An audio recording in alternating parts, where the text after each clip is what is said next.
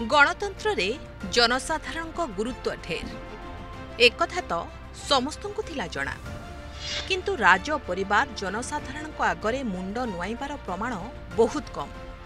विश्वर सबुठारु शक्तिशाली ब्रिटिश राज परिवार को दिने जनसाधारण आगरे मुंड नुआईबाकु पड़िथिला।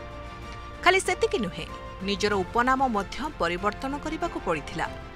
इतिहासर किछि पृष्ठा एही ऐतिहासिक घटनार साक्षी।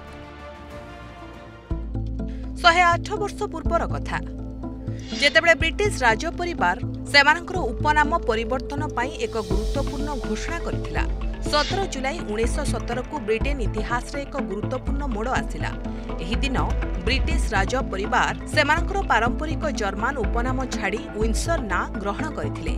एही परिवर्तन केवल एक नार नुहे बरं ब्रिटेन राजनीति समाज एवं राज परिवार प्रतिच्छवि सहित जड़ित एक बड़ निष्पत्ति थिला। आसंतु जानिबा राज परिवार को काहेकि सेमानकर ना परिवर्तन करबाकू पड़िथिला। 20 शताब्दीर आरंभ रे यूरोप रे उत्तेजना शीर्ष रे थिला। 1914 मसिया रे प्रथम विश्वयुद्ध आरंभ होइथिला। गोटिए पटे ब्रिटेन फ्रांस रूस एवं अन्य पटे जर्मनी ऑस्ट्रिया हंगेरी और तुर्की थिले।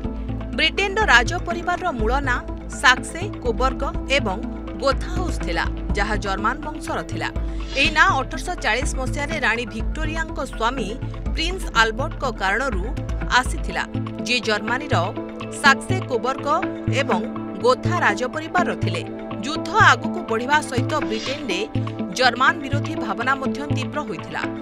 साधारण लोकंक मनरे जर्मनी प्रति क्रोध एवं घृणा बढ़िबाकू लागिला। खबर कागज रे जर्मनी ना एवं प्रतीक विरुद्ध रे अभियान चलिबा आरंभ हैला। अनेक स्थान रे दंगा एवं प्रतिवाद देखादेला। एपरि परिवेश रे राज परिवार जर्मनी ना लोकं को विरक्त करिबा आरंभ कला। अनेक लोक राज परिवार विश्वस्तता उपरे मध्य प्रश्न उठाइबा आरंभ कले। ब्रिटेन राजा जॉर्ज पंचम उपरे तांको परिवार ना परिवर्तन करिबा पई चाप पड़िला। से अनुभव कले जे जदि राज परिवार जनसाधारण समर्थन चाहंती तेबे सेमानकु जर्मन नुहे बरं ब्रिटिश भावरे निजर प्रतिच्छवि प्रकाश करिबाकू पड़िबो।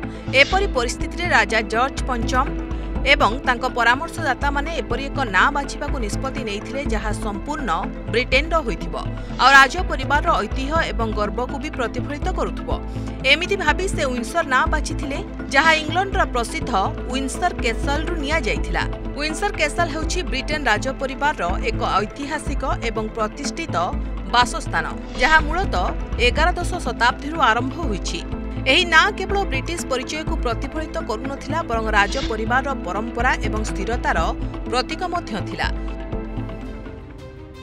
17 जुलाई 1917 रे राजा पंचम जॉर्ज आनुष्ठानिक भावरे घोषणा करथिले जे एबेठारु राज परिवार ना हाउस ऑफ विंसर होइथिला।